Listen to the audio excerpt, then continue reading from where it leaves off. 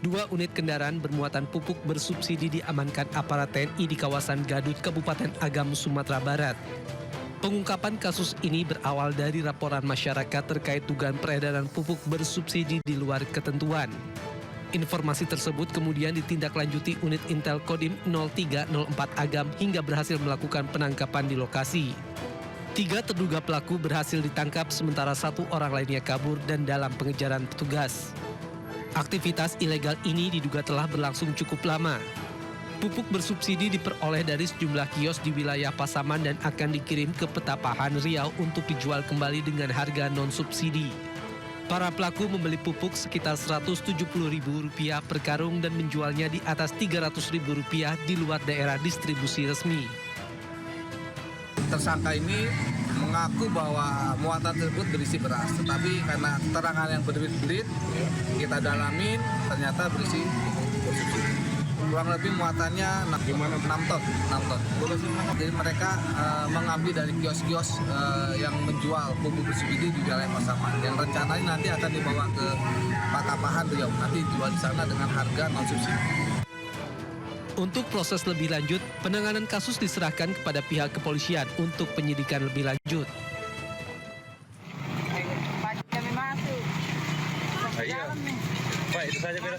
Kebakaran melanda Pondok Pesantren Hidayatullah, kawasan Pasar Baru Mamuju, Sulawesi Barat. Lokasi ponpes yang berada di dekat pasar membuat warga panik. Besarnya kobaran api menghanguskan 5 ruang kelas dan 1 ruang pengelolaan zakat. Petugas mengerahkan 4 unit mobil damkar dan 1 unit water cannon ke lokasi untuk memadamkan api. Kebakaran diduga akibat korsleting listrik. Tak ada korban jiwa, kerugian ditaksir mencapai ratusan juta rupiah. Polisi masih menyelidiki penyebab pasti kecelakaan. Dari Mamuju, Sulawesi Barat, Frendi, iNews melaporkan.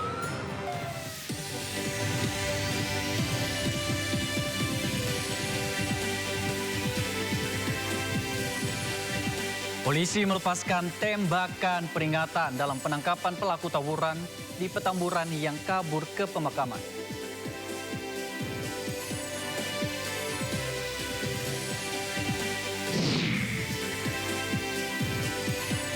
Pulang bersilaturahmi 4 orang, 1 keluarga tewas di Probolinggo, Jawa Timur.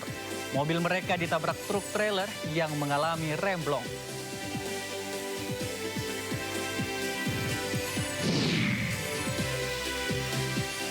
Ribuan warga Pakistan turun ke jalan memperingati 40 hari wafatnya pemimpin tertinggi Iran Ali Khamenei.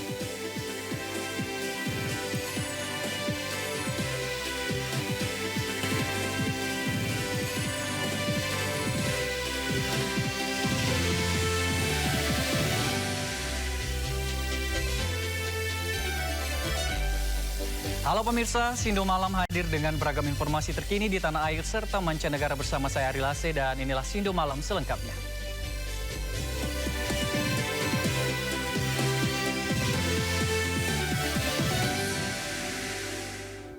Kita awali Sindo Malam pada hari ini, 2 kelompok pemuda saling serang di permukiman di Kendal, Jawa Tengah.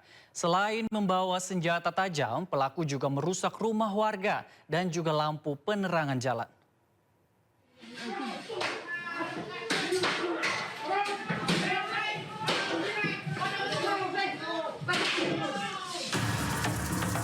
Dua kelompok pemuda tawuran menggunakan senjata tajam di Kelurahan Ngilir, Kendal, Jawa Tengah. Kedua kelompok membawa senjata tajam jenis parang dan kayu berukuran panjang. Warga sekitar yang mendengar suara gaduh tidak berani keluar rumah karena takut menjadi sasaran aksi tawuran. Tawuran dua kelompok gangster itu juga merusak rumah warga dan lampu penerangan jalan. Kaca rumah warga pecah diduga dihantam dengan kayu dan senjata tajam. Sejumlah pemuda yang terlibat tawuran mengalami luka. Diketahui dua kelompok yang terlibat tawuran bukanlah warga sekitar. Polisi yang membubarkan tawuran setelah mendapatkan laporan warga menangkap salah satu pelaku. Polres Kendal masih melakukan penyelidikan untuk mengetahui kelompok yang terlibat tawuran. Dari Kendal, Jawa Tengah, Edi Praitno, iNews melaporkan. 3 hari berturut-turut kasus tawuran terjadi di Tanah Abang. Polisi bergerak menangkap para pelaku tawuran. Sebagian pelaku kabur ke permakaman, diberikan tembakan peringatan. Tim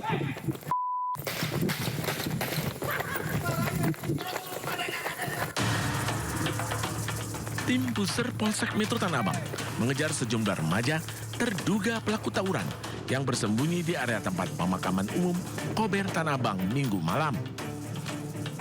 Petugas harus melepaskan tembakan peringatan ke udara guna mencegah para remaja kabur. Sayangnya, mereka lolos usai melompati pagar beton. Polisi berhasil mengamankan seorang remaja yang tengah tertidur pulas ditinggalkan teman-temannya di atap sebuah makam. Petugas kemudian melakukan sweeping ke Jalan Petamburan 3, hasilnya 3 remaja yang tengah asik nongkrong diamankan. Sempat terjadi ketegangan saat seorang warga berusaha melindungi anaknya saat diamankan polisi.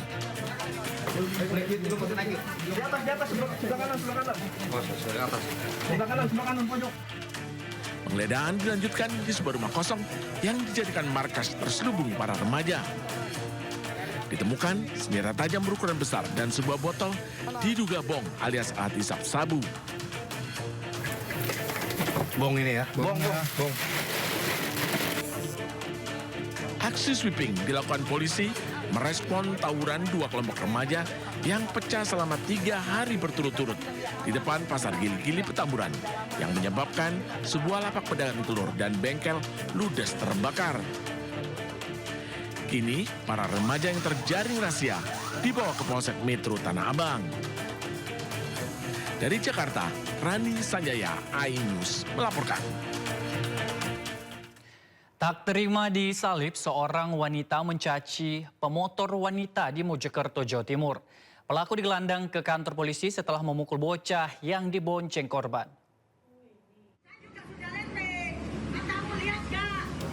Seorang mak-mak pengendara mobil memaki-maki seorang ibu yang tengah memboncengi anaknya di Jalan Empu Nala, Mojokerto.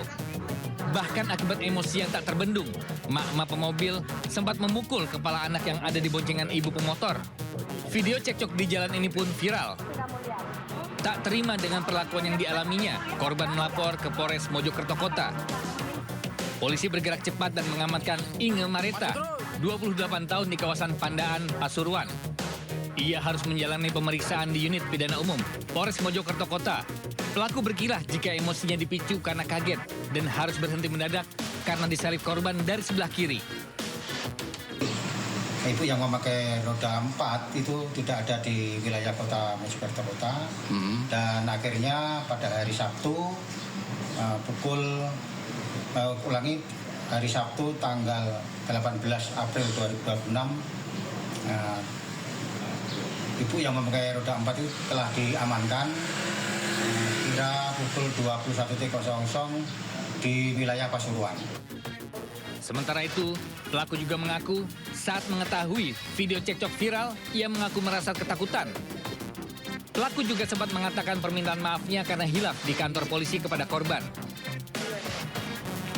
Dari Mojokerto, Jawa Timur, Solahuddin, iNews melaporkan. Pemirsa, pulang bersilaturahmi 4 orang satu keluarga tewas setelah mobil mereka ditabrak truk di Probolinggo, Jawa Timur. Penyebab kecelakaan karena rem truk blong. Warga mengevakuasi 4 jenazah korban kecelakaan satu keluarga dari dalam mobil yang mengalami kecelakaan di kawasan Probolinggo. Seluruh korban, Sutrisno bersama istrinya, Sri Budianti, anak Devika Friskiara dan cucunya, Giovanno Malik Ibrahim, baru saja bersilaturahmi ke kerabat di Banyuwangi. Naas di perjalanan, mobil yang dikendari terlibat kecelakaan beruntun bersama 4 kendaraan lain karena dihantam truk trailer muatan triplek yang mengalami remblong. Usai proses identifikasi di rumah sakit, keempat jenazah dibawa keluarga untuk disolatkan di Masjid Baitul Muflihin. Lalu dimakamkan di kawasan Desa Jeblok, Kecamatan Talun, Kabupaten Blitar. Isak tangis keluarga pecah saat keempat jenazah dimasukkan ke dalam satu liang lahat sesuai permintaan pihak keluarga. Sementara ratusan warga yang ikut pemakaman juga nampak bersedih karena korban dikenal sebagai sosok yang baik. Keluarga supaya dijadikan satu saja. Jadi untuk perawatannya nanti juga akan selain kalau ingin bangun cukup atau gimana akan lebih mudah. Kasus kecelakaan ini juga masih dalam penanganan Polres Probolinggo dengan mengamankan sopir truk untuk mengetahui penyebab pasti kecelakaan maut ini. Dari Blitar, Jawa Timur, Yoyo Agusta, iNews melaporkan. Nuskei, Ketua Partai Golongan Karya Maluku Tenggara tewas dianiaya anak buah John K. di Bandara Karel Satsui Tubun. Dua pelaku mengaku dendam pada korban. Dalam video terekam saat insiden penganiayaan di Bandara Karel Satsui Tubun di Maluku Tenggara. Korban Agrapinus Rumatora alias Nuskei dianiaya orang tak dikenal sesaat setelah korban turun dari pesawat dan masuk ke ruang terminal kedatangan bandara. Meski sempat dibawa ke rumah sakit, korban yang merupakan Ketua Partai Golkar Maluku Tenggara nyawanya tak tertolong. Polisi meringkus dua pelaku penganiayaan yang ternyata anak buah John K. Salah satu pelaku merupakan atlet tarung bebas atau MMA. Bapak Nus, kemudian kami mengimbau kepada keluarga korban untuk bisa menahan diri dan mempercayakan proses penanganannya kepada kami pihak kepolisian.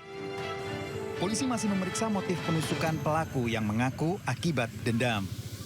Kedatangan korban Nuskei, Ketua DPD 3 untuk mempersiapkan musyawarah daerah Golkar Maluku Tenggara yang akan digelar pekan depan. Dari Tual, Maluku Tenggara, Hari Raja Bayole, iNews melaporkan. Seorang wanita tewas dianiaya menantunya di halaman rumah di Lampung Selatan. Korban diserang saat melerai pertikaian anaknya dan juga pelaku.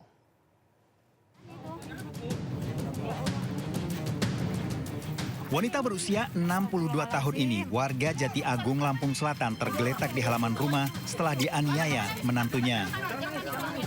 Korban sempat dibawa ke rumah sakit, namun nyawa tak tertolong. Korban mengalami luka di bagian leher dan kepala. Sebelumnya, pensiunan guru SMA ini melerai pertikaian antara menantu dan anaknya yang sedang dalam proses perceraian. Korban telah 4 bulan tinggal di rumah orang tuanya. Cerai ini iya tinggal di sini. Tapi semenjak bilang mau cerai itu nggak pernah tinggal sini lagi, ikut emaknya sana.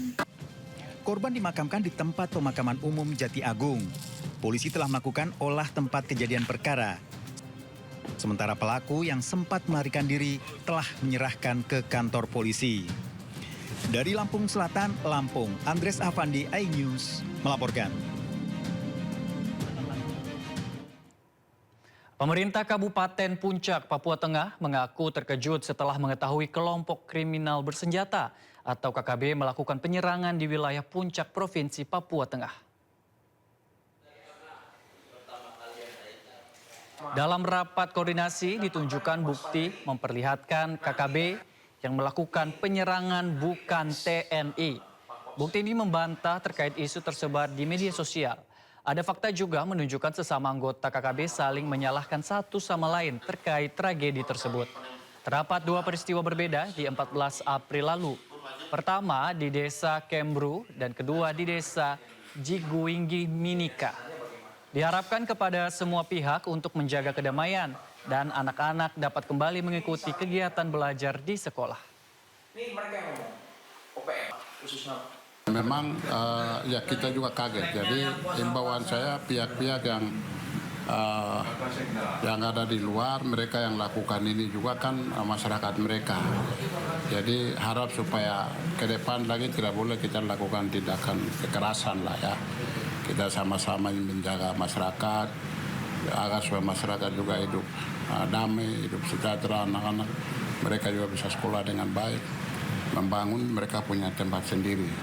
Jadi kalau ada isu-isu, ada kekerasan seperti ini, kami berharap supaya ya mereka harus bertanggung jawab juga kan. Bertanggung jawab supaya apa? Itu kan bagian dari keluarga mereka yang korban ya. Oleh karena itu saya atas nama pemerintah daerah Kabupaten Puncak berharap supaya stop. Pemirsa, dunia maya dihebohkan video siswa berseragam SMA mengejek guru mereka. Memberikan efek jera, para siswa terlibat kasus ini dikenakan sanksi skorsing.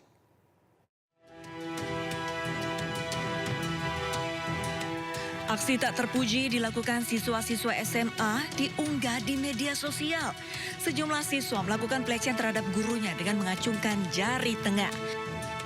Video ini pun viral di media sosial dan menjadi sorotan berbagai kalangan. Menanggapi hal tersebut, Gubernur Jawa Barat Deddy Mulyadi menyarankan hukuman yang sekaligus membentuk karakter para siswa.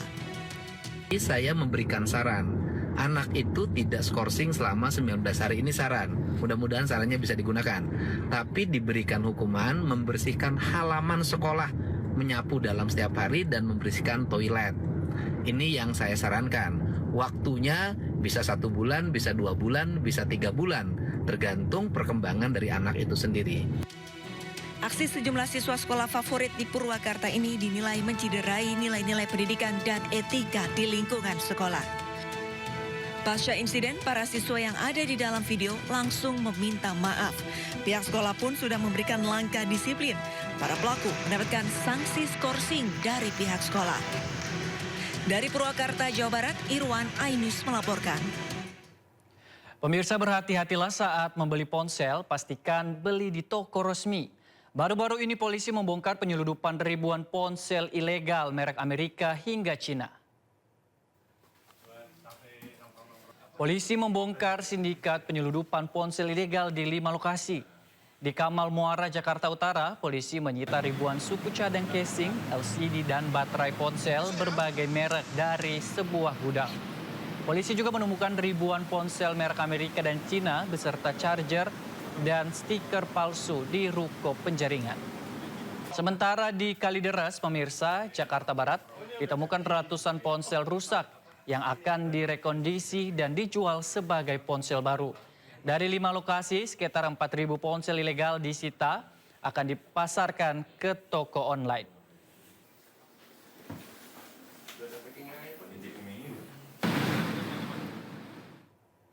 Nilai tukar rupiah terhadap dolar Amerika Serikat lagi jeblok dimanfaatkan sindikat pemalsuan uang. Sindikat ini juga memalsukan uang dolar palsu senilai 1,4 miliar rupiah. Sini, Pak. Ayo. Saya dari pihak baru sudah ya. 3 orang sindikat pemalsuan uang ditangkap di rumah makan di Telaga Lestari, Cikupa, Kabupaten Tangerang. Polisi menyita 100 lembar dolar Amerika palsu. Sementara dari 2 tersangka pemasok dolar palsu ditangkap di Rangkas Bitung dan Balaraja, Banten. Polisi menyita 87.000 dolar palsu senilai 1,4 miliar rupiah. Modus pelaku menawarkan nilai tukar dolar 13 ribuan per dolar, jauh di bawah nilai tukar resmi 17 ribuan per dolar Amerika.